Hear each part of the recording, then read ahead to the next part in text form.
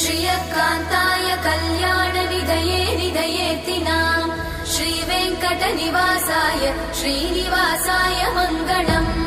लक्ष्मी सविभ्रमालोकसुभ्रूविभ्रमचक्षुषे चक्षुषे सर्वलोकानां वेङ्कटेशाय मङ्गलम् श्रीवेङ्कटाद्रिशृङ्गाग्रमङ्गलाभरणाङ्ग्रये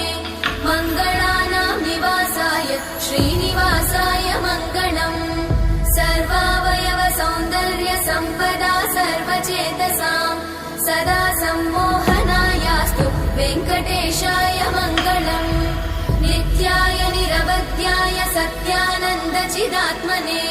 सर्वान्तरात्मने श्रीमद् वेङ्कटेशाय मङ्गलम्